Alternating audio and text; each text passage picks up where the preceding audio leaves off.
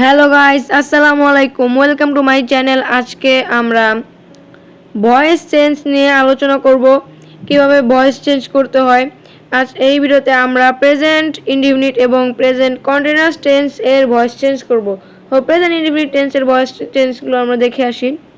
এখানে present indefinite tense এর voice change, এরপরে এখানে প্রেজেন্ট ইনডিফিনিট টেন্স এর ভয়েস চেঞ্জ করার নিয়ম। প্রেজেন্ট ইনডিফিনিটের ভয়েস চেঞ্জ করার নিয়মটি হচ্ছে, সাবজেক্ট অবজেক্ট হবে টেন্স অনুযায়ী অক্সিলারি ভার্ব হবে, যেমন এম ইজ আর, এবং ভার্ব পাস্ট পার্সন ফর্ম বসবে প্রিপোজিশন, এবং অবজেক্টটা সাবজেক্ট হবে। সেন্টেন্স এ দুইটি অবজেক্ট থাকলে ব্যক্তি অথবা বস্তু দুটো দিয়েই ভয়েস চেঞ্জ করা যাবে। এখন আমরা এই রুলটি দিয়েই আপনাদের মূলত এই ভয়েস চেঞ্জ করতে হবে। তো আমরা ভয়েস চেঞ্জের কিছু এক্সাম্পল দেখে আসি। যেমন এখানে এক্সাম্পল দিয়েছে উই ইট রাইস। এখানে যে উই ইট রাইস আছে, এটি মূলত আপনাকে উপরের যে রুলগুলো আছে ওই রুলগুলো দিয়ে এটি আপনাকে ভয়েস চেঞ্জ করতে হবে। উই ইট রাইস, এখানে প্রথমে উপরে আছে সাবজেক্টটাকে অবজেক্ট করতে হবে।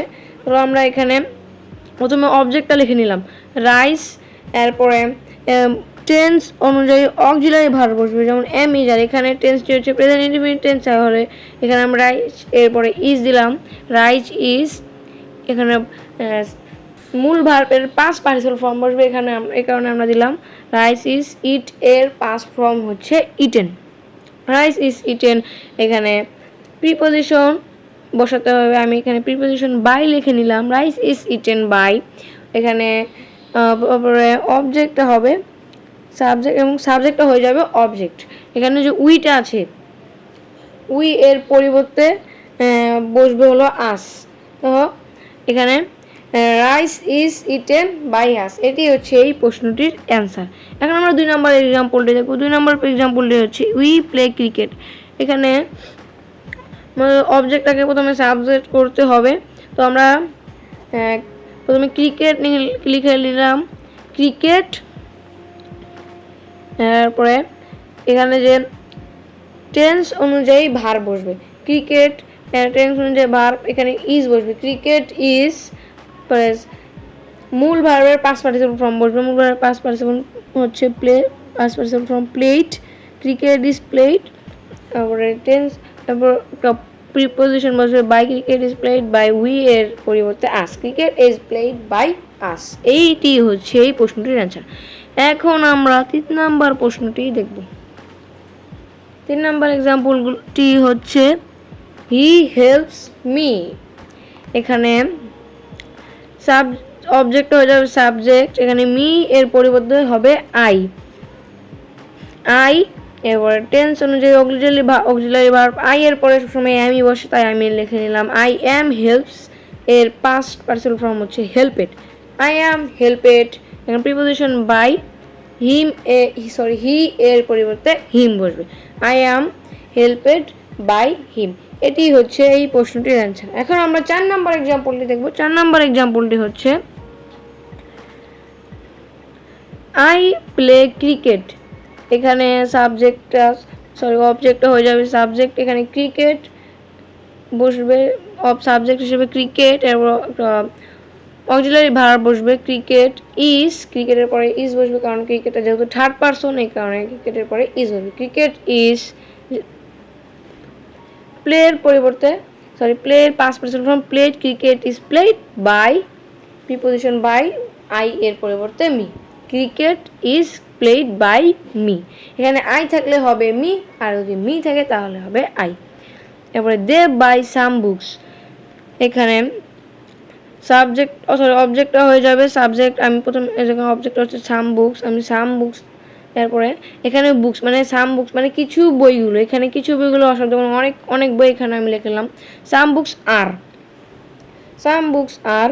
এখানে বাই এর past participle form bought, some books are bought, preposition by, bought by. They এর পরিবর্তে বসবে দেম, বথ বাই দেম। এখন আমরা 6 নাম্বার এক্সাম্পলটি দেখবো। 6 নাম্বার এক্সাম্পলটি হচ্ছে উই গিভ মি এ বুক। এখানে যে দুইটি অবজেক্ট আছে, আমরা রুলের পড়েছিলাম সেন্টেন্স এই দুটি অবজেক্ট থাকলে ব্যক্তি বস্তু দুটো দিয়েই ভয়েস চেঞ্জ করা যাবে। এখানে যেহেতু দুটি অবজেক্ট আছে, একটি হচ্ছে মি, এটি হচ্ছে আই মানে আমি ব্যক্তি, আর এ বুক মানে একটি বই, এটা হচ্ছে একটি বস্তু। তো আমি এখানে যে মিটা আছে, আমি ব্যক্তি দিয়ে করলাম, মি এর পরিবর্তে হবে আই। আই এর পরে সবসময় কি হচ্ছে এম। আই এম গিভ এর পাস্ট পার্টিসিপল ফর্ম হচ্ছে গিভেন। আই এম গিভেন, তারপরে যে এখানে এ বুক আছে, আই এম গিভেন এ বুক হবে। আই এম গিভেন এ বুক, এরপরে একটি প্রিপোজিশন বাই, এরপরে ইউ এর কখনো পরিবর্তন হয় না, এখানে ইউই বসবে। এখন আমরা পাস্ট প্রেজেন্ট কন্টিনিউয়াস টেন্স এ ভয়েস চেঞ্জ কীভাবে করতে হয় সেটা দেখব। প্রেজেন্ট কন্টিনিউয়াস টেন্স এর নিয়ম সব আগের মতোই টেন্স অনুযায়ী। অবজেক্টিভ ফর্ম যেমন এম, ইজ, আর থাকবে প্লাস বিং বসবে। এখানে একটু খালি ভিন্ন, am, is, are plus being বসবে। এরপর আবার নিচে 2 নম্বর হচ্ছে গোয়িং টু যুক্ত সেন্টেন্সটি যদি ভবিষ্যৎ নির্দেশ করে তাহলে am, is, are, was, are plus going to বসে। তো এখন আমরা কিছু এক্সাম্পল দেখব। যেমন I am writing a letter. এখানে এ লেটার যেটা হচ্ছে অবজেক্টের প্রথমে সাবজেক্ট হয়ে যাবে। আমি এখানে এ লেটারটি হচ্ছে অবজেক্ট, তাহলে আমি এখানে এ লেটার লিখে নিলাম। এরপরে এখানে চেঞ্জ অনুযায়ী একটি অবজেক্টিভ ভার্ব বসবে। এখানে এ লেটার ইজ, এখানে একটু ভিন্ন, am, is, are plus being বসবে। তো এখানে আমি এ লেটার ইজ সাথে একটি বিং লিখলাম, এ লেটার ইজ বিং। এরপর এখানে রাইটিং আছে, রাইটিংটা হচ্ছে ভার্ব। এখানে রাইট এর পাস্ট পার্টিসিপল ফর্ম হচ্ছে written. A letter is being written, এরপরে preposition by, written by, I এর পরিবর্তে me. A letter is being written by me. এটা হচ্ছে এই প্রশ্নটির অ্যান্সার। এরপরে he is going to take the decision. এখানে প্রথমে অবজেক্ট আর সাবজেক্ট হবে দ্য ডিসিশন।